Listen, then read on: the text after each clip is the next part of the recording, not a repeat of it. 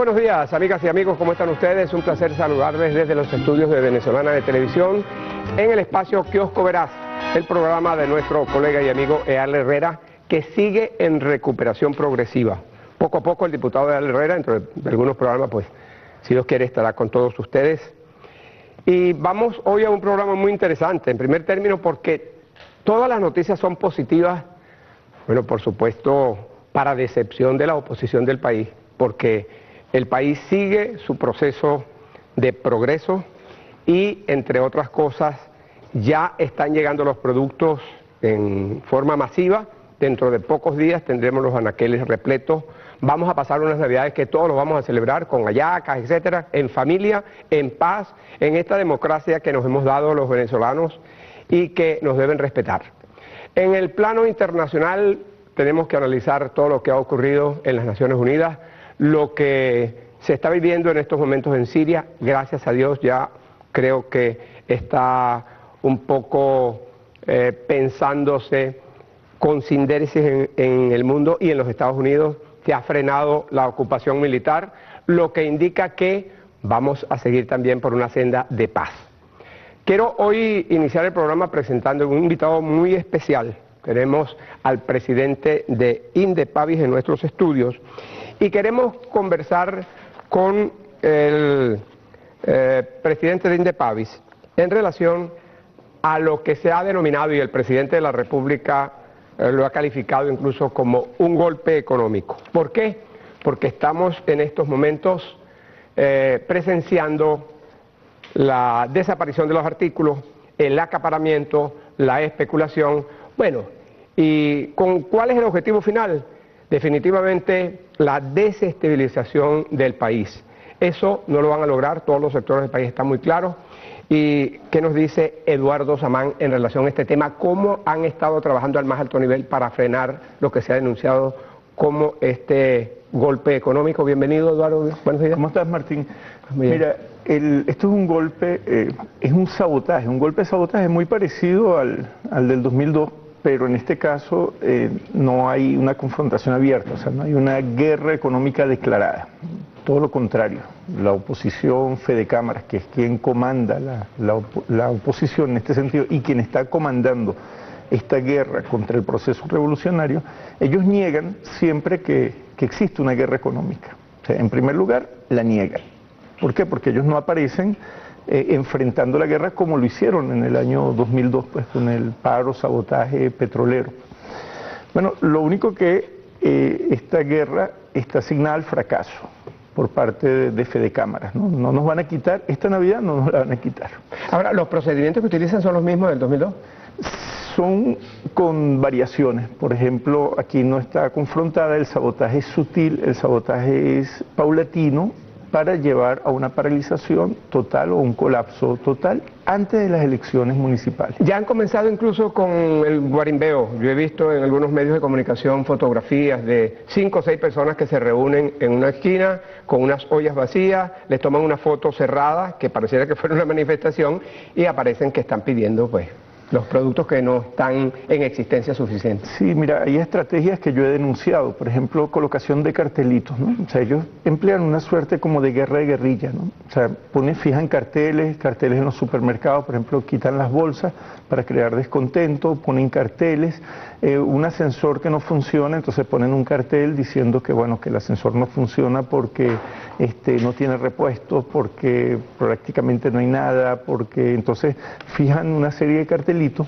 Y hay gente, por ejemplo, en las colas, alrededor de las colas de los supermercados, diciendo, bueno, esto es lo que faltaba, aquí ya no queda nada, hay una cubanización del país, gente militante, pues, de derecha, que se dan esa tarea. Pues crea zozobra, crear esa expectativa negativa. Sí, en todos los niveles, ¿no? O sea, esta es una guerra que tiene un componente comunicacional importante, ¿no? Ahora, hay un comité, doctor Samán, que es un comité técnico interinstitucional para enfrentar esta situación. Sí. Yo quiero que hablemos un poquito sobre el trabajo que han desarrollado hasta ahora, pero vamos a ver un video donde aparece el ministro Félix Osorio, el ministro para la dotación de alimentos, el ministro de Alimentación, donde él precisa cómo van a llegar, cuántos son los productos y cómo se van a distribuir.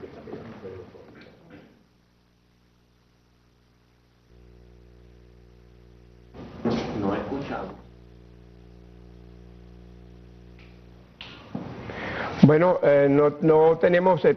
cuando estos programas son en vivo, ustedes tienen que entender. Así no hay retorno de audio, ¿no? Nos manejamos en televisión. Sí. Una fallita de audio, pero ya se lo vamos a poner entonces, para que ustedes puedan entender el tema que vamos a abordar ahora, que es cómo los alimentos, cuándo llegan, en qué cantidades. Se creó un comité interinstitucional, interministerial. Ya nos fuimos juramentados el viernes en el Banco Central de Venezuela.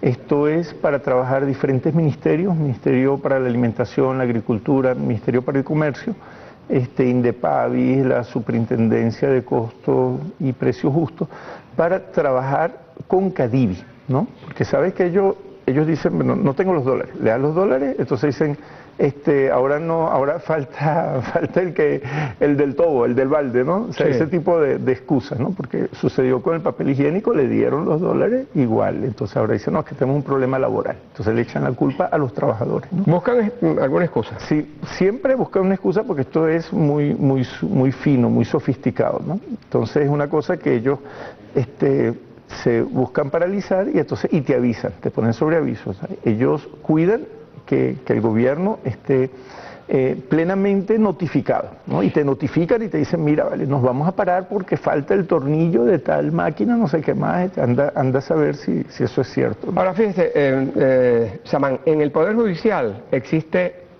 una iniciativa de la presidenta del tribunal, la doctora Gladys Gutiérrez, en el sentido de poner en vigencia una agenda única, que ha funcionado en forma espectacular, porque ha permitido acelerar pues todos los juicios que estaban allí un poco engavetados. Y ha dado resultados espectaculares en 2 meses.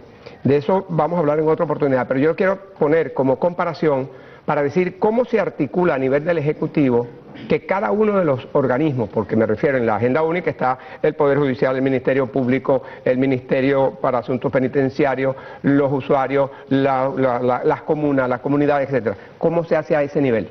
Exacto, este comité reúne todos los ministerios, ¿no?, que tienen que ver con la materia, Ministerio de Industria, Ministerio de Comercio, todos los que dan la permisología, y los reúne con Cadivi, ¿no? Esto es para establecer prioridad para el otorgamiento de las divisas, ¿no? Y para cuidar de que no tengan ninguna excusa, aunque ellos siempre van a buscar una excusa porque ellos tienen una agenda oculta, pues hay una agenda oculta. Mira, Martín, tú no pretenderás que aquí la burguesía, la oligarquía renuncie al poder que tiene, a sus intereses, a sus beneficios, ¿verdad? Aquí no pretenderá que el imperialismo, que el imperio de los Estados Unidos renuncie a las reservas de petróleo más grandes, o sea, reservas de petróleo probadas, más grandes del planeta. O sea, no pretenderá que ellos, cada vez que existan unas elecciones, ellos harán sus intentos, pues sus intentos de tomar el poder. Claro, porque se les ha tocado sus grandes intereses y, aparte de eso, ellos no van a renunciar a eso, pero el Estado tiene mecanismos jurídicos y disposición de que eso no sea así. Por ejemplo, vienen 6.000 toneladas de alimentos. Ahora sí tenemos al ministro Félix Osorio para que nos lo explique.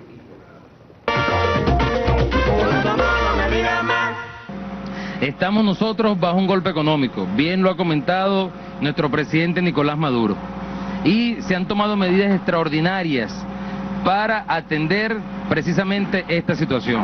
Dentro de esas medidas queríamos nosotros mostrar lo que ya hemos anunciado en otras oportunidades y hemos informado al pueblo de Venezuela. Aquí en el día de hoy estamos en Puerto Cabello, donde estamos viendo la salida de 274 contenedores de alimentos para las redes privadas. Aquí estamos atendiendo, entre otras, a San Diego, Macro, Micro, Unicasa. Estamos también atendiendo a Hermanos Camacho, una gran cantidad de digamos, representantes de cadenas de distribución privada que nos han acompañado en la tarea de atender el tema alimentario. Para el gobierno bolivariano es importante que se entienda que no solamente es la cadena pública, para nosotros es necesario que haya alimento para todos los venezolanos. Por eso hicimos un llamado a estos compañeros que son los representantes de esta cadena y ellos están participando con nosotros. Ya pudiéramos dar el parte que son 93 clientes, 355 tiendas en todo el país. Hemos distribuido 58.000 toneladas de alimentos. Entre esos rubros que han sido distribuidos en la red privada, estamos hablando de pollo, carne, aceite de soya, de mezcla, pasta, margarina y leche UHT. E igualmente estamos atendiendo más de 8.000 pequeños abastos en el centro y en el oriente del país. Nosotros hoy estamos distribuyendo a la cadena privada 12 contenedores de margarina, 30 contenedores de carne, 115 de pollo, 27 de pasta, 5 de leche UHT y 85 de aceite de soya, para un total de 274 contenedores y 6.575 toneladas de alimentos. Esta medida extraordinaria, autorizada por el presidente Nicolás Maduro, nos ha permitido ir equilibrando el tema del abastecimiento. Yo quisiera darle la palabra rápidamente a uno de los compañeros, aquí está un representante, para que nos hablen rápidamente cada uno, un minuto cada uno, y nos den su experiencia. Gracias, ministro. Bueno, buenas tardes, yo estoy en representación de Macro, la comercializadora. Primero queremos agradecer la invitación que nos han dispensado a este acto del día de hoy, que marca el plan de distribución de los alimentos más importantes, los rubros más importantes en la dieta diaria del venezolano. Es de resaltar la tarea que ha hecho el gobierno en los últimos meses, donde ha involucrado a la empresa privada en el plan de distribución de estos alimentos. A partir del mes de marzo aproximadamente estamos participando activamente en este plan de distribución de estos rubros críticos. Lo otro que hay que resaltar es que estamos participando también en mesas de trabajo con los respectivos ministerios, Ministerio de Alimentación para los rubros alimenticios y Ministerio de Comercio para los rubros no alimenticios, donde podemos dar retroalimentación de la situación que estamos viendo como país. Muchas gracias, señor ministro.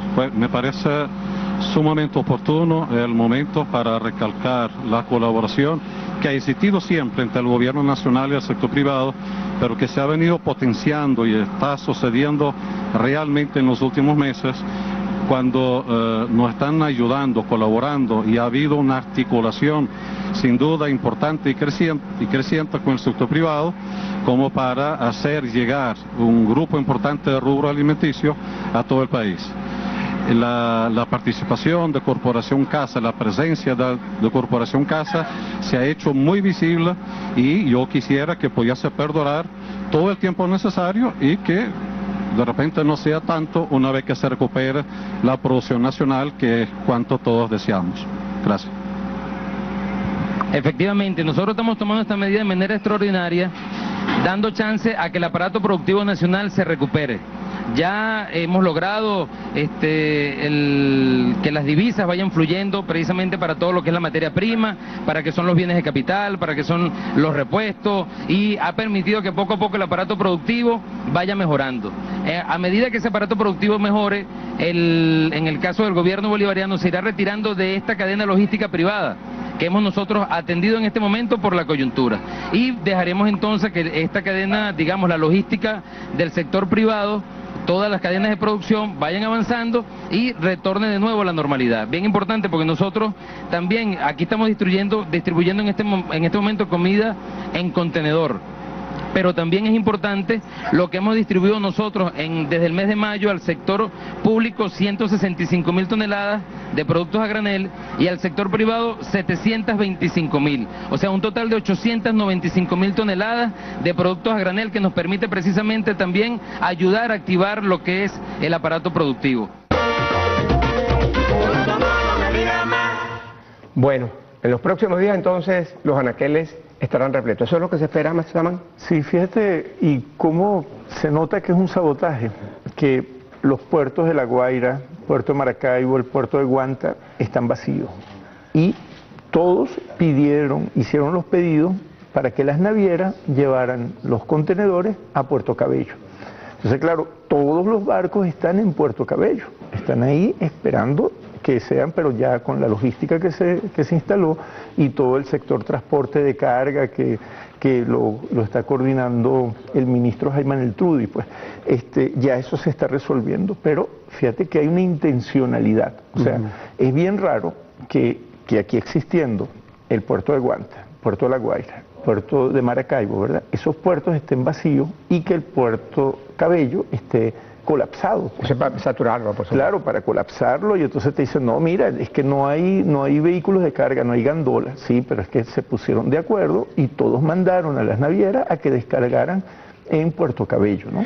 ¿Y cómo se sanciona? ¿Qué tipo de sanciones está establecida en este caso? Fíjate, el presidente Nicolás Maduro ya instó a la Fiscalía, a la fiscal Ortega Díaz, para que iniciara pues todo lo que son, no solamente todas estas cosas que hay que investigarlas, hay que llevarlas a fondo, ¿no? ¿Por qué? Porque es un sabotaje muy sutil, ¿no? Muy fino, están hilando como muy delgado, ¿no?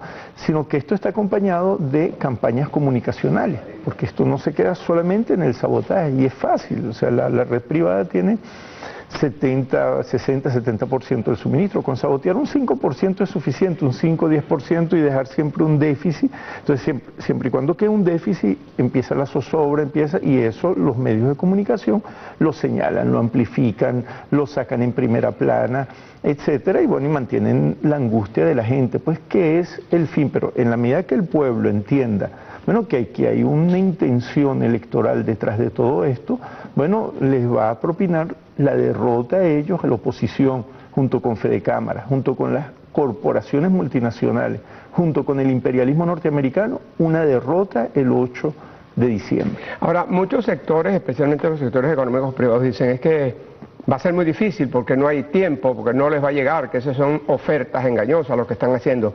Pero se firmaron, creo que unos 75 convenios adicionales con China.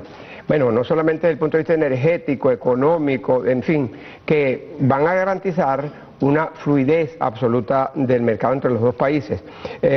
Y aparte de eso, hay que hablar de la forma, el compromiso que tienen los grandes distribuidores aquí, porque también a eso se suma la especulación, el acaparamiento, la indisposición a atender a tiempo, que tiene un marcaje directo de reflejo con lo que es la desestabilización. Sí, mira, el pueblo tiene que entender que este es el único gobierno, me atrevo a decir casi el único gobierno de los pocos en el mundo que se preocupa para que las personas, para que el pueblo coma, que se preocupa para que a la gente le llegue los medicamentos. ¿Por qué? Porque toma cartas en el asunto, o sea, monta sistemas de suministro, o sea, se monta en eso. Otros gobiernos dejan eso a sectores privados, sectores comerciales, etcétera, que entonces estas empresas privadas, cuyo interés es la ganancia, bueno, juega con la gente, pues con el hambre de la gente en muchos países. Aquí el gobierno, oye, se preocupa, monta sistemas de suministro, monta supermercados, monta farmacias, Farmapatria, es una red de farmacias que cuidan que los medicamentos lleguen a la gente. O sea, hay un empeño del gobierno revolucionario, del gobierno bolivariano, para llevar esos bienes que son bienes esenciales, bienes de primera necesidad, bienes de los cuales depende la vida, pues. Y que, bueno, que en otros países, bueno, no sucede, pues. Entonces, bueno, siempre somos objeto de crítica.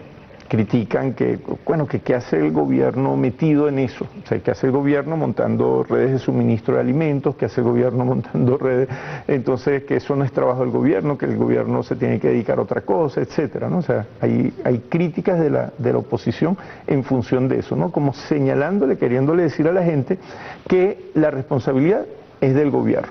Cuando realmente hay una política, hay una soberanía alimentaria que es la que se está defendiendo, y que la gente tiene que entender muy bien. La oposición en estos momentos, por ejemplo, le traen un kilo de azúcar de Mercal y dicen que no, que eso es sal. Es decir, esa es la posición que tienen, pues es negar absolutamente todo. Les presentan 350.000 viviendas construidas y dicen que eso es una maqueta. Entonces, el pueblo tiene que entender perfectamente, ese es el mensaje. Así es, mira, ellos siempre cometen un error, ¿no? Y hoy había un titular que sacó el candidato opositor, el candidato eterno. Candidato eterno, el que supuestamente gobernador de... que supuestamente gobernador pero no lo toma por candidato como no gobierna, ¿verdad?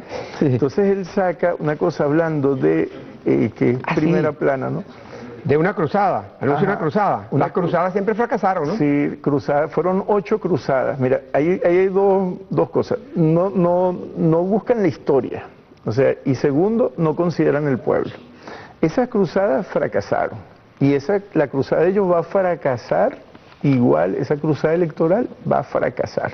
Esa está destinada, asignada al fracaso. Pero lo extraño es que hablan de cruzada para las elecciones del 8 de diciembre y simultáneamente cuestionan al poder electoral, dicen que ellos no creen en ese poder electoral. Es una contradicción tan... Sí, las cruzadas fueron campañas militares, ¿no? Que supuestamente engañosas, que supuestamente era para apoderarse de la Tierra Santa.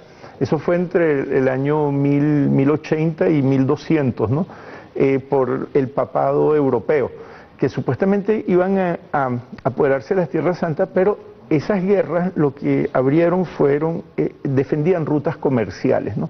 Entonces fíjate cómo la oposición dentro de su lenguaje, ¿no? O sea que ellos sí tienen una guerra encubierta, ¿ves? Y aquí subliminalmente a ellos se les sale, pues, porque ellos están hablando de una cruzada es una guerra, ¿no? Así es. Y ellos tienen una guerra montada, pero es una guerra encubierta, una guerra escondida, ¿no? que ellos pretenden hacer. Ahora, es importante, Eduardo Samán, que explicarle a la gente, Indepavi, cómo funciona, cuántos fiscales tiene, cómo garantizar, cómo enfrentar esa guerra.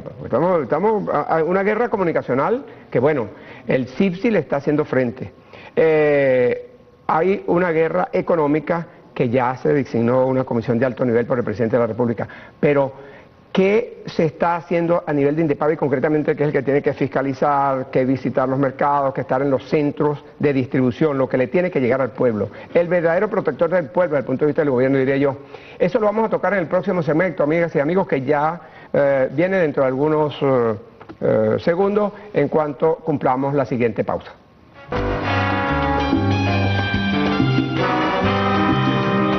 Seguimos, amigas y amigos, con este kiosco Veraz, el espacio de Earle Herrera. Y a propósito, yo quiero destacar que hoy en Épale, la revista del diario Ciudad Caracas, hacen un comentario muy positivo de Earle Herrera, que se recupera paulatinamente. Dice: Earle Herrera, con o sin kiosco, regenta la veracidad. Eso es la escuela, pues, que hemos recibido de nuestros profesores, de nuestros maestros, de Eleazar Díaz Rangel, de Héctor Mujica, de tantos periodistas, pues, que han formado parte de nuestra integración como comunicadores sociales. Y yo quiero destacar con Eduardo Samán en esta segunda parte del kiosco lo relativo a las medidas concretas que hay que aplicar. ¿Contamos con suficiente personal, con fiscales para cumplir con esas metas? Sí, fíjate que el Indepavi ya no es solo el Indepavi. Existen otros organismos que las leyes que se han promovido y que defienden a la gente, ¿no? Ahorita hay también la Superintendencia de Costos y Precios Justos, está la Ley de Seguridad y Soberanía Agroalimentaria, que establece los comités, ¿verdad? El Indepavi se está apoyando por ejemplo, con los fiscales obreros. Ese es el arma secreta que nosotros tenemos ahorita, ¿no? Son fiscales que en cada estado estamos entrenando, estamos capacitando para que nos acompañen. Ya en Caracas son 180 fiscales, en Vargas son 120 fiscales, en Guárico hay alrededor de 100 fiscales, así vamos a comenzar en Monagas, en Anzoátegui, la capacitación de estos fiscales, que son los trabajadores que tienen que salir en defensa del salario. Los perfiles de esos fiscales para garantizar que haya nitidez en la investigación. Sí, estos son fiscales que estamos trabajando con ellos a través de la Central Bolivariana Socialista de Trabajadores. Son líderes locales, son líderes sindicales, son personas responsables porque son líderes en sus sitios de trabajo. Ellos que cuentan con el fuero sindical, ¿verdad? Y que ellos conocen cómo funciona una empresa, cómo funcionan de diferentes sectores, del sector construcción, del sector educación, sector transporte, etcétera. Entonces nosotros ya esta semana en Caracas empezamos a salir con ellos, vamos a empezar a salir ahorita a partir del martes, vamos a empezar a hacer las fiscalizaciones con los fiscales obreros. Ya la capacitación se le dio en Caracas, en Vargas está ya por terminar la capacitación, en diferentes estados, en Lara ya se capacitaron y están saliendo a fiscalizar. Tenemos las madres del barrio, tenemos los jóvenes, están las comunidades, los comités de Contraloría Social para el abastecimiento de las comunas. Entonces ya no se puede ver el INDEPAVIS como los 250 fiscales a nivel nacional. Los gremios, por ejemplo, los médicos, los periodistas, ¿se pueden incorporar allí también para en alguna forma colaborar? Por supuesto, todo el que quiera defender el salario, porque esto es una arremetida contra el salario.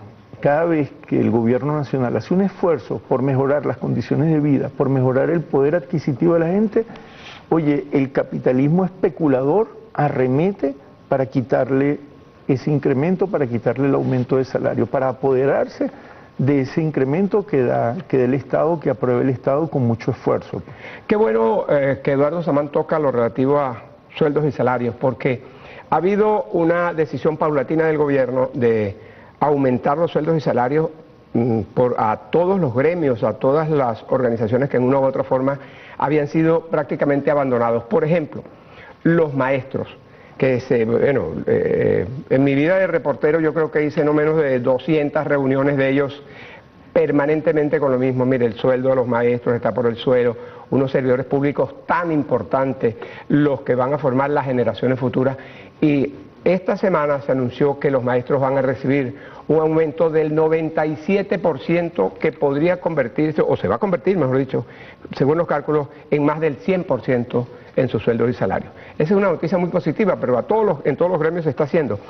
Yo quiero que ustedes vean un sonido con el presidente del Sindicato Nacional de la Fuerza Unitaria, él se llama Oscar Pérez, explicando en qué consisten los aumentos a los maestros. Yo escogí los maestros dentro de todos estos gremios porque me parecen los que más necesitaban estos aumentos.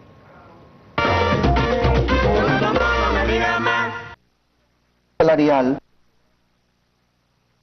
porque eso trae como consecuencia que aumente en términos porcentuales la cantidad en el sueldo básico del maestro y la maestra. Por ejemplo, el 25% en el 1 de septiembre, un docente 1 de 36 horas pasa de 2.811 bolívares a 3.500, pero eso ya es el 1 de octubre, que es la próxima semana.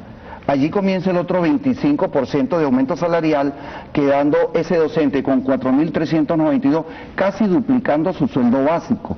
Pero además logramos un aumento en las primas universales, que es la prima por año de servicio en un 100%, en la prima de transporte pasamos de 140 a 250, en la prima propia del ejercicio de 140 a 250, eso trae como consecuencia que se le sume el bono de alimentación, pero además conseguimos también para el mes de diciembre una contribución navideña de 2.500 bolívares, que hay que tomarlo también como salario, pero hay que decir también de manera responsable a todos los trabajadores que cuando se hace el cálculo del aguinaldo se hace con salario integral.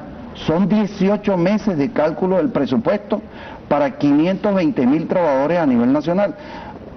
El aumento con el 10% y el 15% en septiembre, eso es un total de sueldo básico del 97.6%, como dijo nuestro vicepresidente Jorge Arreaza.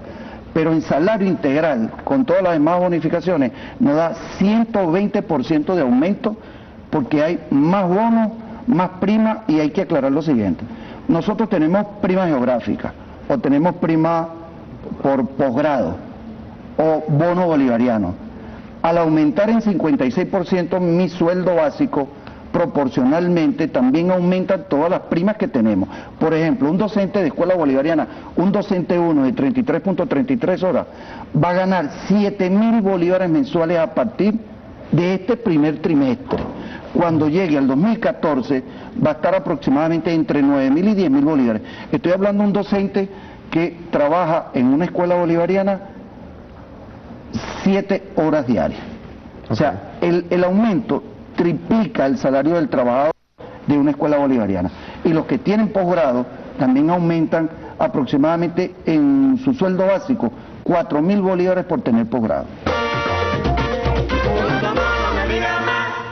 Entonces hay motivos para estar contentos, especialmente los gremios, los trabajadores de la CanTV, los médicos, los educadores, los profesores universitarios que hicieron una serie de huelgas mientras se estaba en las mesas de conversaciones.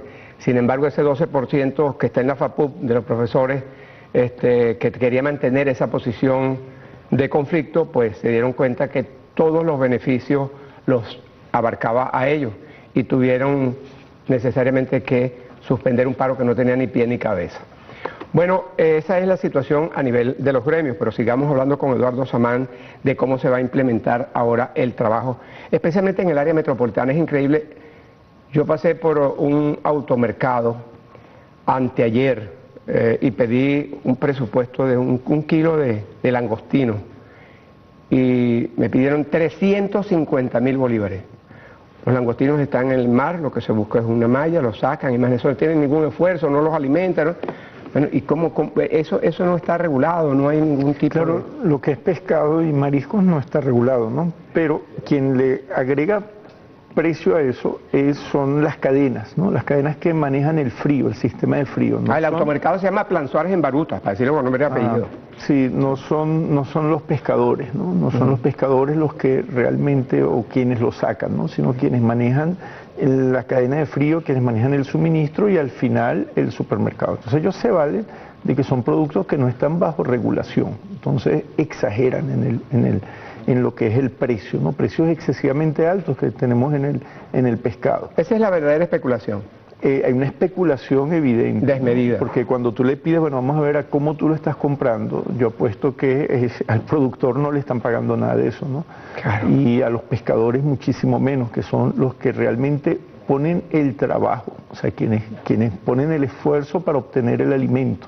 Y eso pasa con los productores, o sea, los productores, los agricultores, ellos sacan y venden a la industria agroquímica.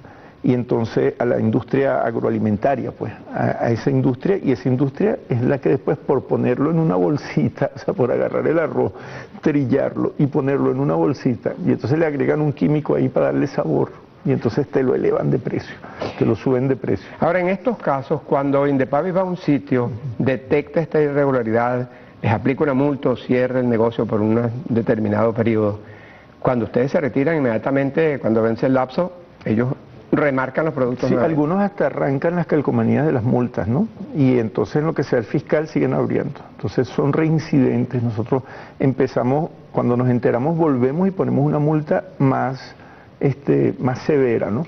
Y si ellos siguen así, desconociendo las multas y haciéndole caso omiso a las multas, nosotros vamos a empezar, porque no es nuestra política ahorita, aplicar cierres a los establecimientos, pero vamos a empezar a aplicar cierres si ellos desconocen o hacen caso omiso a las multas, como algunos de ellos lo están haciendo. Ahora, en esto juega un papel muy importante los consejos comunales.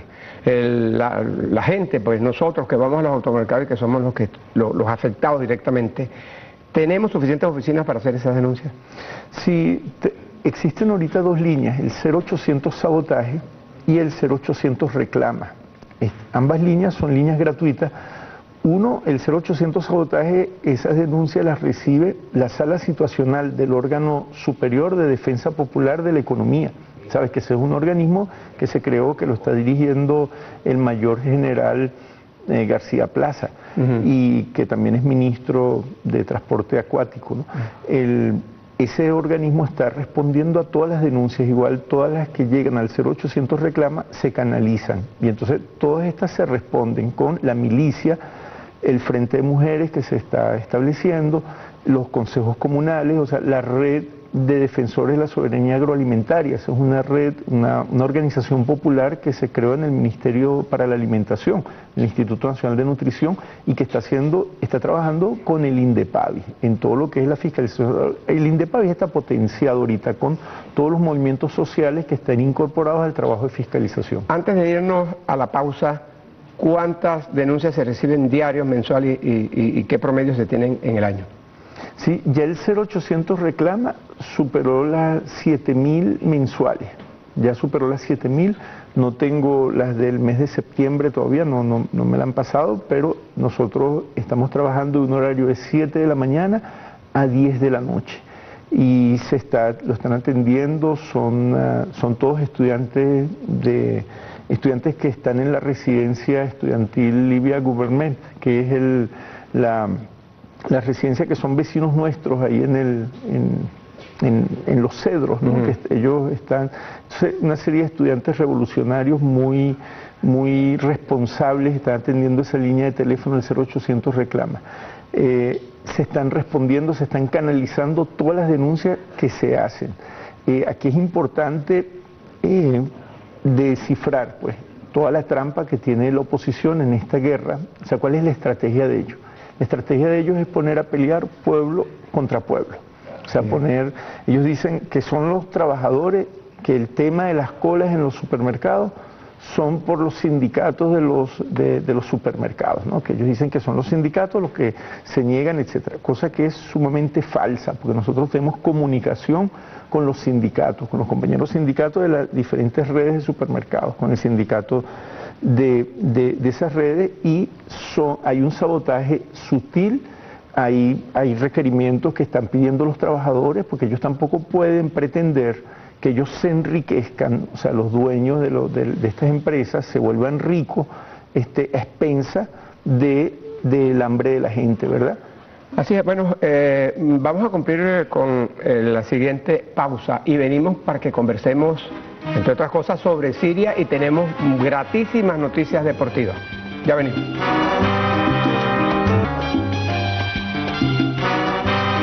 De nuevo, amigas y amigos, desde su kiosco Veraz, es importante destacar lo que ha ocurrido esta semana en el aspecto internacional.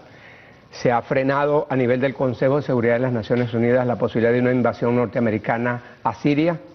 Por unanimidad, el Consejo de Seguridad, que como ustedes saben, los miembros principales tienen derecho a veto, especialmente Rusia, se opuso a la posibilidad de una ocupación armada. Hubo un acuerdo que fue suscrito incluso por los Estados Unidos. Eso no opta, por supuesto, de que los Estados Unidos pasen por encima de esa decisión como lo hicieron en Irak. Pero Eduardo Samán, venezolano de pura cepa, pero de descendencia siria, tiene, por supuesto, un conocimiento muy importante de ese escenario.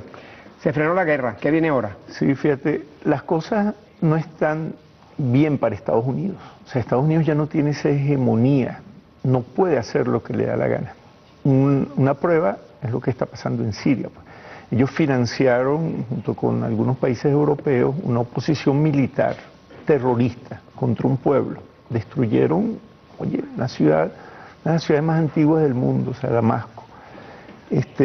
Alepo, una ciudad industrial que fue destrozada pues por el terrorismo, ¿no? Financiado, pagado con mercenarios que contrataron de diferentes países. Bueno, esto demuestra que Estados Unidos ya no puede hacer lo que le venga en gana con los países. El caso de Siria es un poco difícil, ¿no? Porque el pueblo sirio es un pueblo guerrero. El pueblo sirio además que tiene una soberanía alimentaria.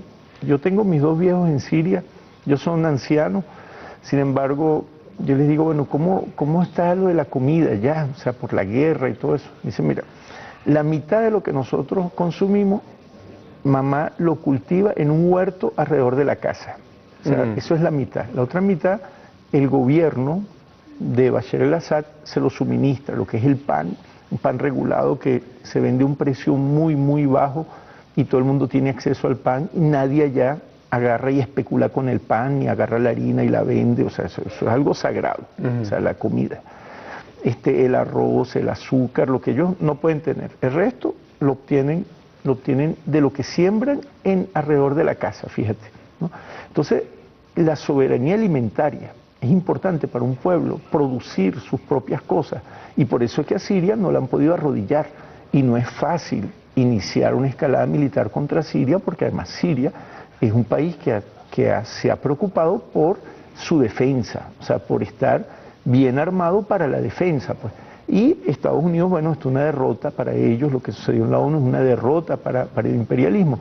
Y esto, que sea una lección para Estados Unidos, ya ellos no pueden hacer lo que les venga en gana, ellos no pueden intervenir un país, ellos no pueden intervenir Latinoamérica, ya los países latinoamericanos, hay un despertar, hay un alba, pues que ese alba es el despertar de los pueblos, y ya los pueblos están solidarios, o sea, ya no es como otros años que había una hegemonía de Estados Unidos y las corporaciones multinacionales y con el poder y la OTAN sobre los países. Bueno, esta situación de Siria en estos momentos ocupa al mundo entero.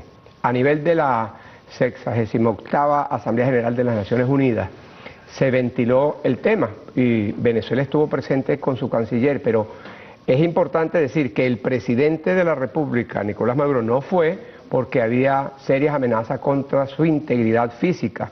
Es más, tuvo que trasladarse en un avión porque el avión presidencial venezolano está en mantenimiento. Después se detectó que habían irregularidades en una de las salas de ese avión.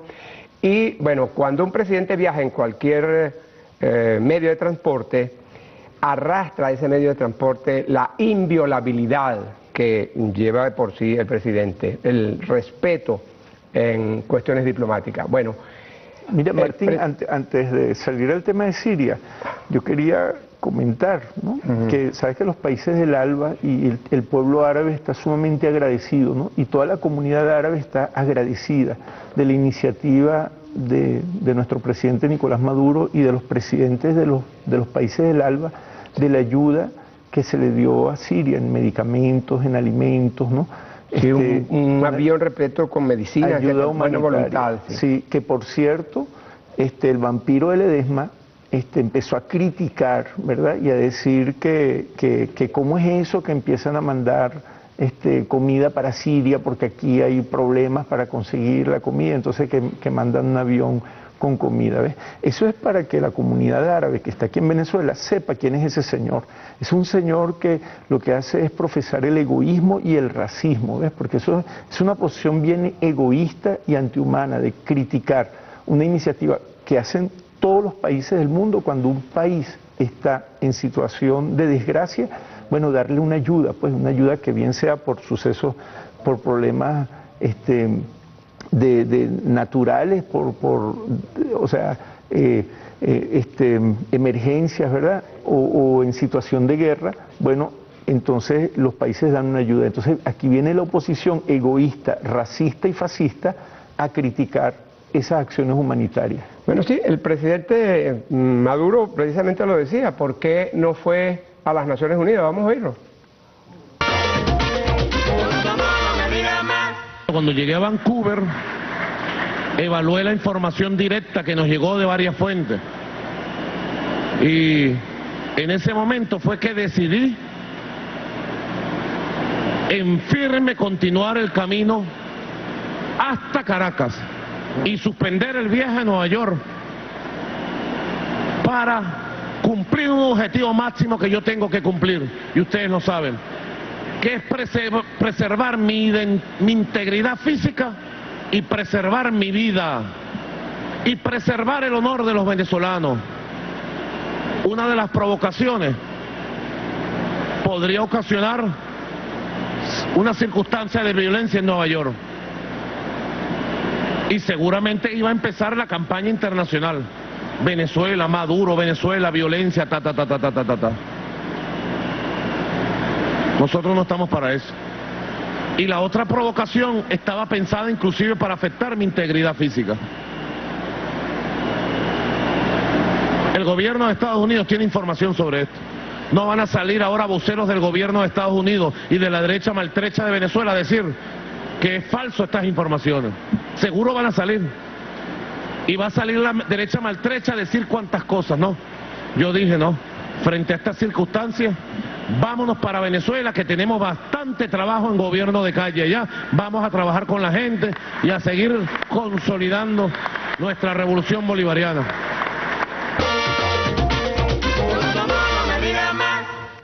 Efectivamente, inmediatamente que llegó, y valga la cacofonía, que llegó aquí al país, explicó, incluso por cadena nacional, todos los alcances de los convenios con China, las razones de Estado que tuvo para no ir, las cuales también fueron explicadas en el seno de las Naciones Unidas por nuestro canciller Elias Agua. Elias Agua fue claro al señalar que hay respeto a la autodeterminación de los pueblos y se impone que a nivel de las Naciones Unidas se tenga claro que los países están todos interesados, a excepción de los Estados Unidos, en que haya una reestructuración de este organismo. Vamos a ver a Elias Agua.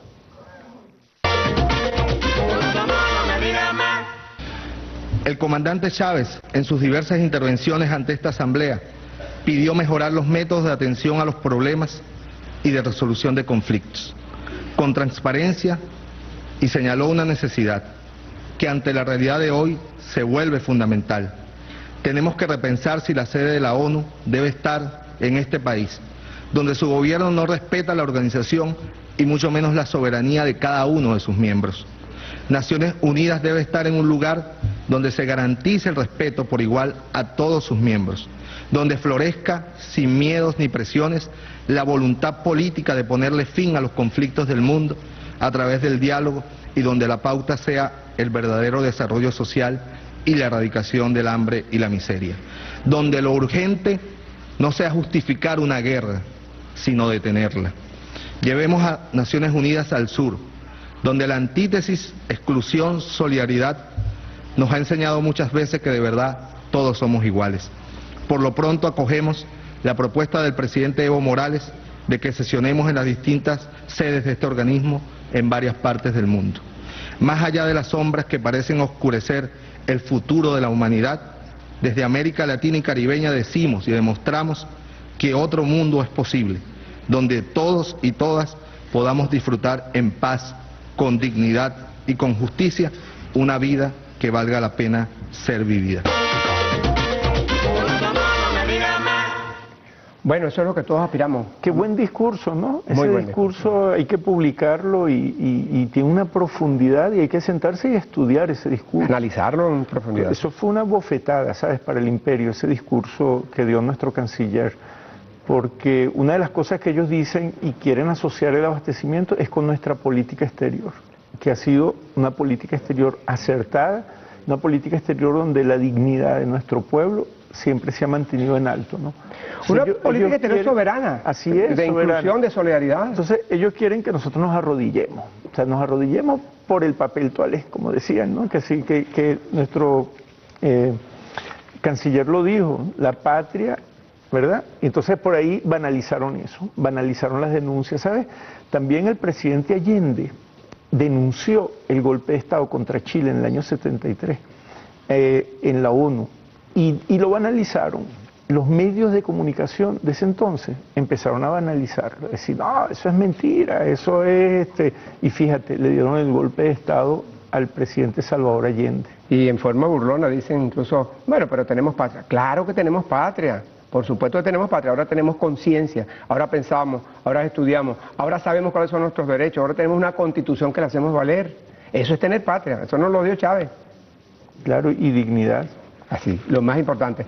Bueno, doctor Samán, mire, encantado de tenerlo aquí. Lamentablemente esto se va muy rápido el tiempo en televisión y la próxima vez pues...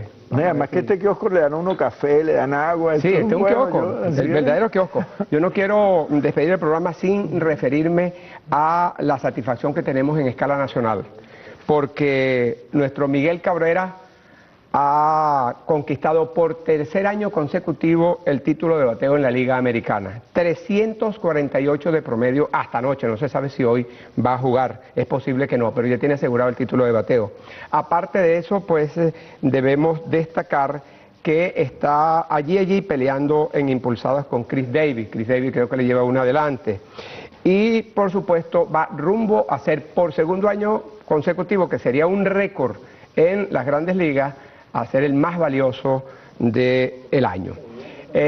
También debemos destacar que dentro de esta plantilla de venezolanos en los Tigres de Detroit está Infante, que terminó con más de 300 puntos, Martínez, el primera base, con más de 300 puntos, y el pitcher Aníbal Sánchez, que termina como el mejor promedio, con 2.57 de efectividad en la Liga Americana.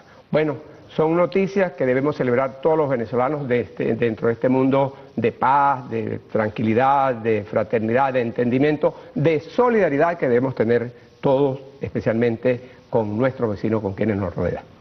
Amigas y amigos, llegamos hacia el final del Kiosco Veraz, el programa de Earle Herrera, que esperamos su recuperación lo más pronto posible, como les hemos reiterado. Damos las gracias a Eduardo Samán, a todos ustedes muchísimas gracias, a todos los muchachos de los estudios, a los productores, al director. Nos despedimos, si Dios quiere, hasta el próximo domingo.